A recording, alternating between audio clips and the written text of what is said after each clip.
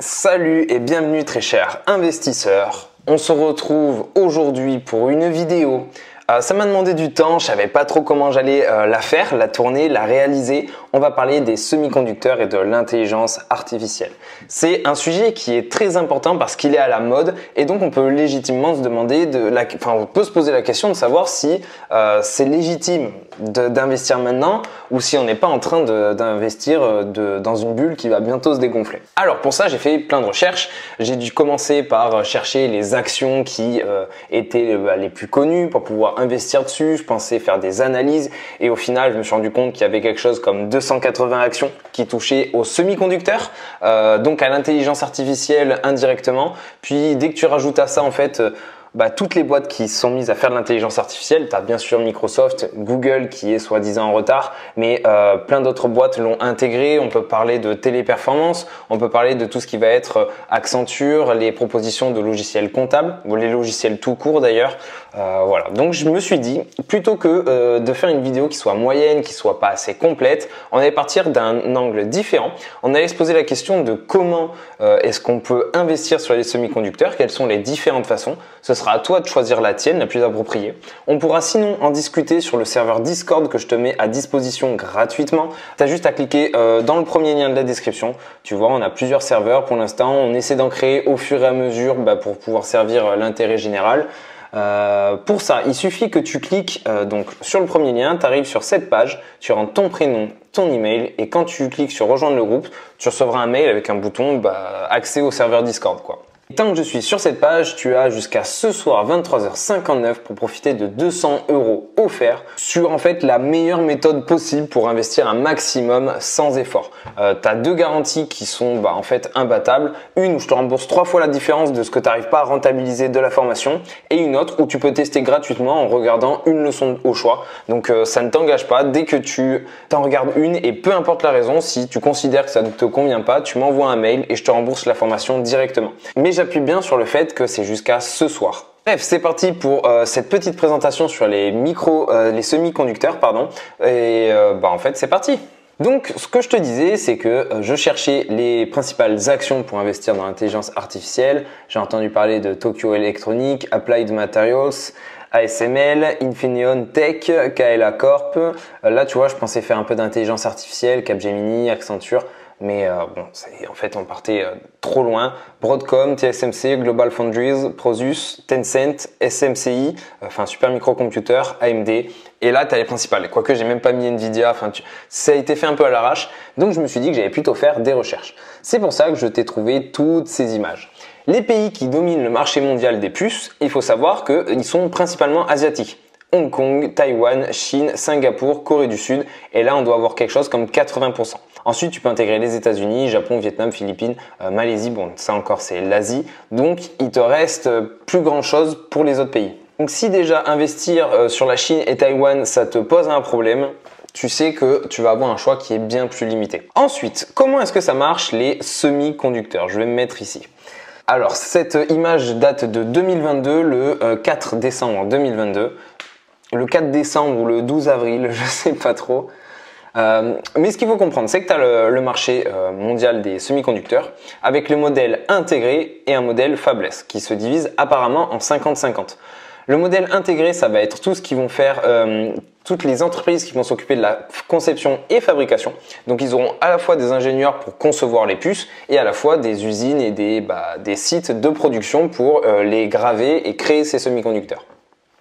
Ensuite, ce qu'on appelle fabless, donc sans fabrication, ce vont être ce genre d'entreprises qui vont faire de la conception avec donc services de design, propriété intellectuelle, logiciels d'automatisation. En gros, eux, ils ont que les ingénieurs.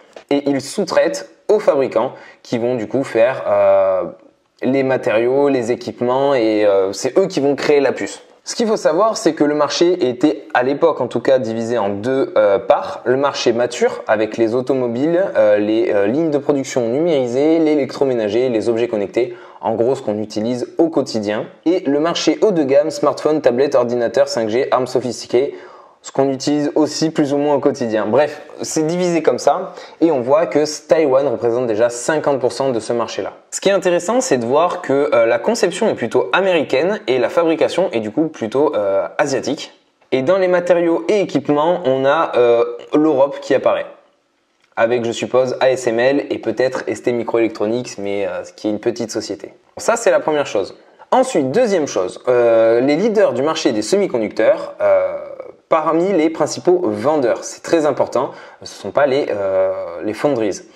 Donc on a Intel, encore une fois, c'est en 2020, Nvidia c'est tout en bas, tu peux le voir, Samsung qui n'est pas à négliger, SK Hynix, Micron, Qualcomm, Broadcom, Texas Instruments, Mediatek et Kioxia que je ne connais pas. Ensuite, on va regarder les principales foundries, les usines. Donc là, tu as les géants, parts de marché des principales foundries de semi-conducteurs dans le monde. Et là, ce qui est intéressant, c'est déjà de voir la différence entre 2019 et 2020. On a TSMC qui a pris des parts de marché, Samsung qui en a perdu, UMC qui en a perdu, Global Foundries qui en a perdu, SMIC qui en a gagné. En fait, les entreprises chinoises ont gagné des parts de marché, TSMC a gagné aussi des parts de marché, et les autres, par contre, on voit qu'ils en ont plutôt perdu. Donc c'est intéressant de savoir que c'est un marché qui est quand même en grosse évolution, et du coup, il va falloir faire de bons choix. Donc quand on regarde de plus près le secteur des foundries, tu vois que tu as TSMC qui représente une part énorme. Ensuite, tu as d'autres entreprises taïwanaises. On a l'Israël avec une entreprise qui s'appelle Tower Semiconductor. On a Global Foundries qui est américaine et la Chine avec ces deux entreprises. Samsung qui représente une part non négligeable quand même et Other qui représente 3 fois rien en fait. Bon, voici les principales entreprises qu'on pourra voir. Donc on a celles qui font de l'ingénierie, qui designent les puces. On a celles qui les créent, qui les construit, et au milieu on a ce qu'on appelle IDM, ceux qui les inventent et qui les créent. Mais on peut aller un peu plus en détail sur le marché des semi-conducteurs. On peut voir qu'on a ces entreprises toujours fabless, on a les foundries, on a les IDM, mais on a aussi les OSAT, tout ce qui va être en gros vérification, test, etc. Là il n'y a pas KLA, mais je pense que c'est une entreprise qui va justement dans ce genre de secteur. Ensuite, j'ai pris cette capture d'écran de la vidéo de Xavier Delmas. Je crois que c'est sur la chaîne Zone Bourse et pas sur sa chaîne perso. En tout cas, je te recommande vivement les deux chaînes YouTube. Elles sont super et je suis content que Xavier ait sorti cette vidéo avant la mienne puisque j'ai pu m'en servir pour avoir d'autres idées d'investissement, etc. Mieux comprendre le marché. Dans sa vidéo, en fait, il te fait un gros zoom sur KLA. Il analyse entièrement la boîte. Donc, c'est super intéressant. Et là, déjà, tu vois que tu as une image qui est bien plus complète. On a tous ceux qui vont être Integrated Device Manufacturer. Wow, Integrated Device Manufacturers. Voilà, donc ça ce sont les IDM de tout à l'heure. On a les Testing, Packaging and Assembly qui sont en fait l'équivalent des OSAT. Les foundries, les équipementiers, parce que les foundries elles ont besoin de matériel, ce matériel elles vont le chercher chez les équipementiers, et dans le design on a les fabless chips, donc celles qui sont spécialisées dans la conception de puces et celles qui ne sont pas spécialisées là-dedans. Encore une fois, je sais pas de quand date ce schéma, cette feuille, mais il y a moyen que Apple soit passé dans les fabless chip firms étant donné qu'elle fabrique ses propres, elle conçoit ses propres puces, ou alors toutes ces entreprises conçoivent leurs propres puces, mais ça m'étonnerait. Et IP, Design, Software, ça je t'avoue que je sais pas trop concrètement ce qu'elles font. Mais de toute façon, ce sont pas les plus grosses entreprises dont on entend parler. Une fois qu'on a divisé, subdivisé et subdivisé tout ce secteur, en fait l'écosystème des semi-conducteurs, on comprend un peu mieux comment ça marche. Et là, ça va être intéressant de se poser la question en tant qu'investisseur, dans quelle entreprise, dans quel secteur tu veux vraiment investir. Parce qu'une personne qui te dit j'investis dans les semi-conducteurs, tu peux être certain en fait qu'elle ne sait pas dans quoi elle investit précisément. Et c'est un gros problème. Quand tu investis, on le dit, tu dois comprendre et tu dois connaître tes investissements. Donc si tu me dis j'investis dans les semi-conducteurs, ok, mais dans quoi précisément? Est-ce que tu investis dans des gens qui conçoivent les puces? En quel cas ils peuvent se faire dépasser plus facilement, ils ont moins d'avantages concurrentiels? Il suffit, tu vois, Apple qui s'y mettent et ils peuvent tout d'un coup... Enfin, je dis ça, ils ont quand même les meilleurs ingénieurs, va falloir les débaucher, etc., etc.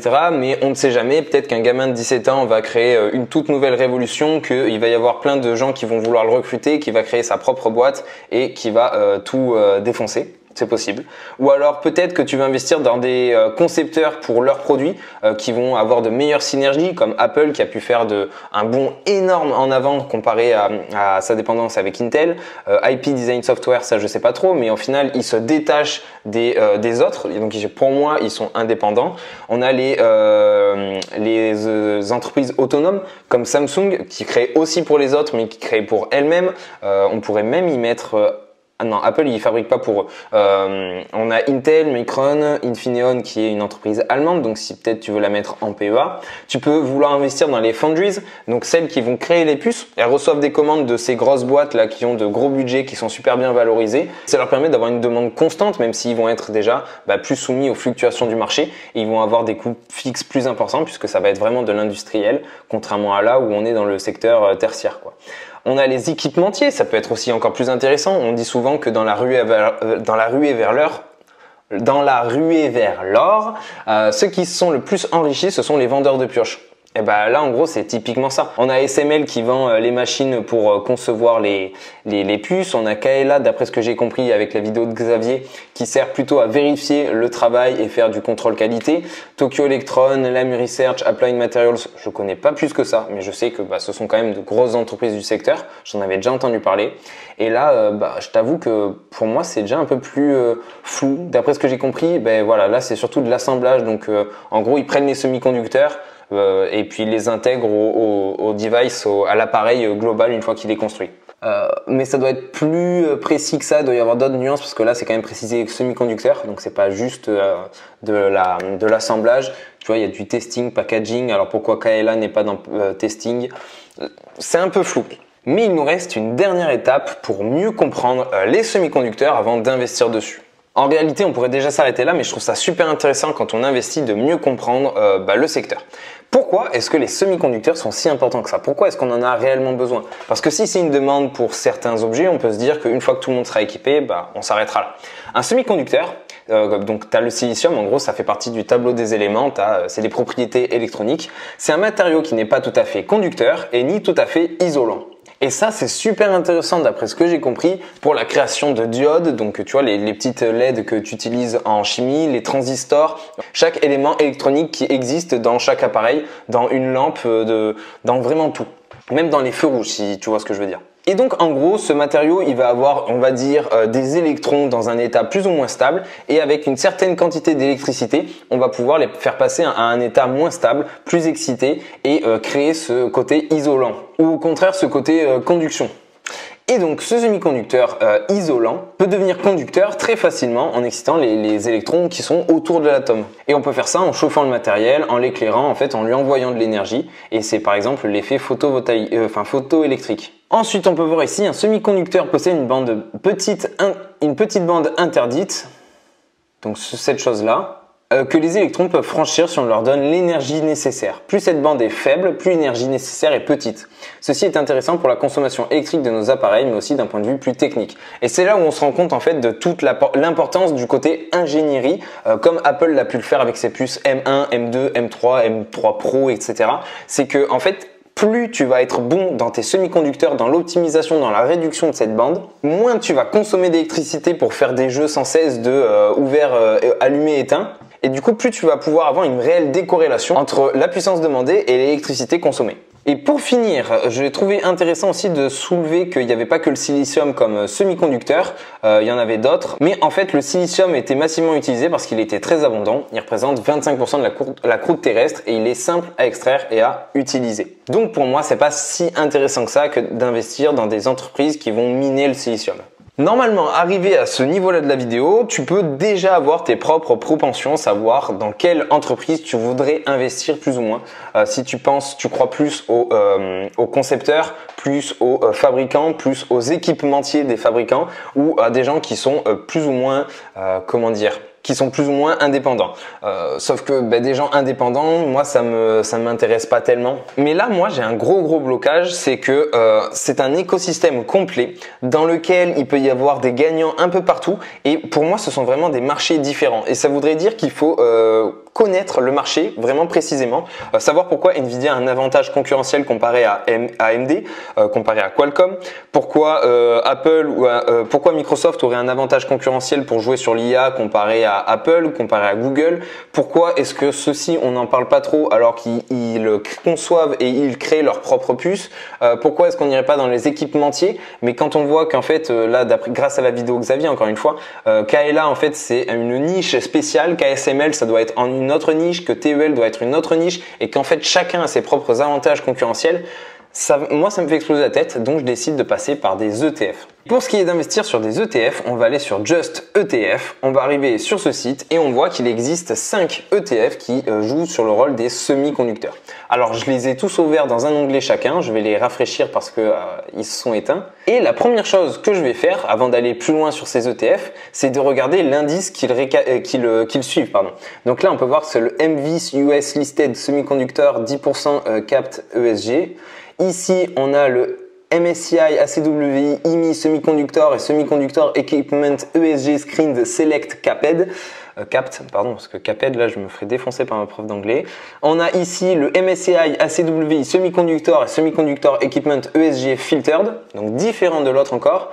Et ici, on a le Nasdaq Global Semiconductor. Donc on a 5 ETF, on a 4 indices différents. Je t'ai pas montré l'autre parce que en gros la différence entre les deux Amundi, c'est qu'il y en a un qui est distribuant et l'autre qui est accumulant, tu vois, ACC. Donc déjà on va regarder sur un graphique la différence de tous ces ETF. Celui qui a le mieux performé, c'est le MSCI Semiconductor ESG Screened OK.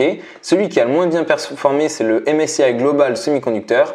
D'accord, le Nasdaq il est pareil dans la fourchette basse et au-dessus on a le semi-conducteur UCIT, enfin le VanEck. Ok, donc là on a une assez bonne piste, on va aller regarder celui-ci directement, mais juste avant j'aimerais te parler d'une petite nuance intéressante si tu t'intéresses aux indices. Il existe beaucoup d'indices et tu vois on a ici un MSCI World Semiconductor and Semiconductor Equipment Index. Mais il n'y a aucun ETF qui reproduit cet indice. Et ça, c'est un gros problème si tu es amoureux des indices. Tu peux regarder des centaines et des centaines, voire des milliers d'indices qui existent avec des approches différentes. Donc, on pourrait avoir le MSCI World Quality Semiconductor et une Semiconductor Equipment Index, filtré ESG. Tu peux en avoir plein d'autres. Sauf que forcément, les créateurs de fonds d'ETF, ils vont pas s'embêter à créer plusieurs fonds parce que ça ferait augmenter les frais puisqu'il y aurait de moins en moins de gens qui investissent dessus. Il y aurait de moins en moins de capitaux plutôt.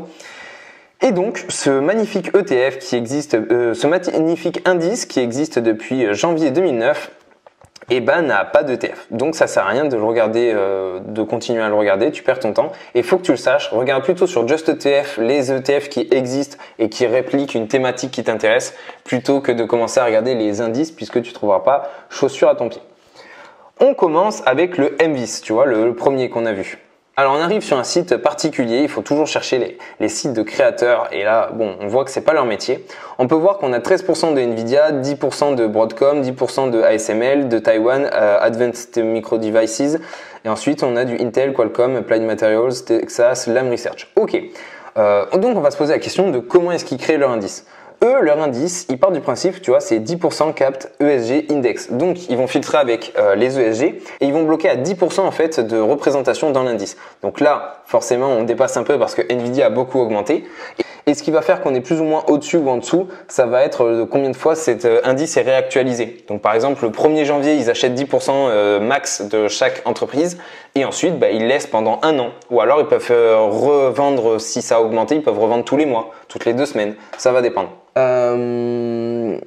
Ok, the performance of the 25 largest. Donc ils vont prendre que les 25 plus grosses entreprises, les plus liquides, avec des exchange listed companies in the semiconductor industry, employing a 10% capping shame.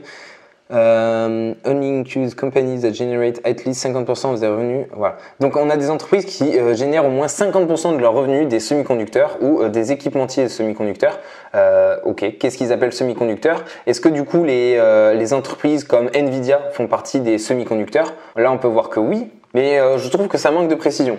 Ensuite ici on a plus d'informations. On peut voir que les compagnies sont bien capées à 10%. Et voilà. On regarde le deuxième, ACWI IMI, donc là c'est le monde entier, ça prend 99% de la capitalisation boursière mondiale. Ensuite on sélectionne les entreprises de semi-conducteurs et d'équipements, on les screen, donc on les filtre avec les ESG et ensuite on les bloque à une certaine capitalisation, enfin une certaine part dans l'indice et on peut le voir ici, les top 5 sont capés à 8% et ensuite les autres sont capés à 5%. Ce qui fait qu'on arrive ici à Broadcom, tu vois, ça a légèrement baissé, mais on a Broadcom, ASML et Nvidia qui vont être, et AMD d'ailleurs, et Qualcomm. non pas Qualcomm, et TSMC qui vont être bloqués à 8%. Donc que Nvidia soit meilleur, fasse de meilleurs résultats que les autres, ça ne change strictement rien. C'est un peu, on met tout le monde au même niveau, égalité, plutôt équité plus que égalité. Voilà, on a 65% du chiffre qui est fait aux États-Unis, 13% à Taïwan. Donc là, ça colle pas trop avec ce qu'on a vu tout à l'heure. Je sais pas si tu te souviens, on avait vu que le marché des foundries, en tout cas, c'était beaucoup Taïwan. Donc ça veut dire que là, on serait plutôt et voilà, les designers, les concepteurs, ils étaient plutôt américains. Donc si on a 65% du chiffre qui vient là de la capitalisation de l'indice qui vient des États-Unis, ça veut dire qu'on est plutôt sur des concepteurs. Et tu vois, semi-conducteurs et semi-conducteurs, materials et équipements. Donc je suppose que semi-conducteurs, c'est juste les concepteurs. Donc voilà, c'est intéressant. L'indice est assez récent, il a même pas 10 ans. Donc il est depuis 2015. Donc il aura bientôt 10 ans. Depuis 2015, on est à 21% annualisé. Sur 5 ans, on est à 29% annualisé. Et on va regarder ça sur l'indice qu'il y a juste là. On descend un peu. On va regarder les... non, weightings, non. On va regarder ce document que j'ai téléchargé pour toi. Sur 5 ans, on est ici à 31%. Donc le premier indice était meilleur apparemment. Ok, on passe au troisième indice qui est le ACWI semi-conducteur. Donc là, on n'est pas IMI, on est juste World plus émergent. Le IMI, c'est y compris les petites capitalisations boursières. Là, on reste quand même sur les capitalisations boursières importantes, bien qu'elles soient de pays émergents ou non. IMI semi-conducteur, ESG, filtered, mais il n'y a pas de c'est pas capé en termes de poids dans l'indice et on le voit bien, Nvidia représente 30%, TSMC 10%, Broadcom également et ensuite on descend rapidement sur du 5, 3, 2%. On n'a que 79 entreprises, ce qui me dérange clairement pas parce que en fait, une fois qu'on a fait les plus grosses, les plus importantes, les autres vont avoir peut-être un certain marché, mais elles doivent être beaucoup plus petites, je suppose. Et donc forcément beaucoup plus fragiles. Mais ça ne me dérange pas. Ok, on passe à la suite parce qu'on commence à durer. Et on finit avec le Nasdaq. Le Nasdaq, j'aime pas du tout leur présentation et pour moi elle est hyper incomplète, on n'a pas de résultats annualisés, donc tu as les performances mensuelles. Sur 5 ans ici on l'a pas annualisé, donc on a fait 280%, ok, mais ça représente combien mensuellement? Faut faire des formules et là je t'avoue que j'ai pas très envie, je veux pas chercher autant pour un ETF, normalement tu es censé avoir bien plus d'informations que ça.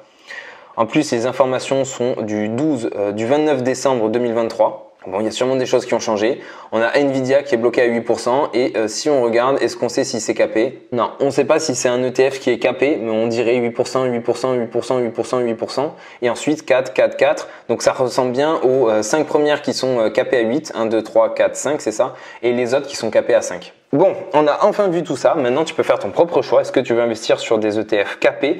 Moi, j'aurais bien aimé investir sur d'autres ETF. Là, Nvidia 30%, ça fait beaucoup. J'aurais bien aimé qu'il y ait plus d'entreprises ou en tout cas que Nvidia soit un peu moins gros. En fait, voilà, je suis juste jamais content. Mais il faut accepter d'investir comme c'est. Il est vrai que Nvidia est en train d'exploser tous les records et peut-être qu'il y a des résultats qui sont tellement énormes que les analystes n'ont pas encore tout pris en compte et qui sont encore un peu, disons, tatillons sur les chiffres, peut-être qu'ils se projettent sur 20% de croissance du chiffre d'affaires annuel pour les prochaines années, qu'on sera plutôt sur du 30, peut-être que ça va pas durer et que dès l'année d'après on sera en décroissance. Il y a un gros flou autour de Nvidia qui fait qu'il y a peut-être encore beaucoup à jouer, tout comme on est peut-être en fait au sommet d'une bulle. Mais ça représente au pire que 30% de ton portefeuille sur cet indice. Et si Nvidia doit baisser, les autres prendront une plus grosse partie. Et donc, on devrait s'équilibrer petit à petit, sachant que l'ETF, c'est justement pour pas se prendre la tête de savoir sur qui j'investis, etc.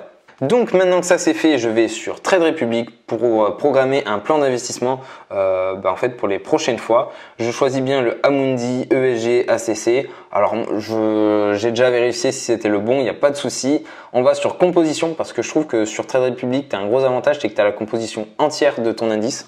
Donc on a les premières. Moi, si tu le sais pas, je suis investi sur ST Microelectronics, qui est une entreprise particulière sur un secteur de niche, qui fait pas du tout d'intelligence artificielle, mais qui est quand même en positionnement, qui est quand même sur un positionnement de niche, avec comme client Apple, je crois, avec en tout cas comme client Tesla, ça c'est sûr. Ils font de l'électronique embarquée, mais encore une fois, c'est trop compliqué pour moi. J'ai du mal à tout comprendre sur le business, donc je préfère me séparer de cette entreprise que je ne connais pas assez et plutôt investir sur un indice complet.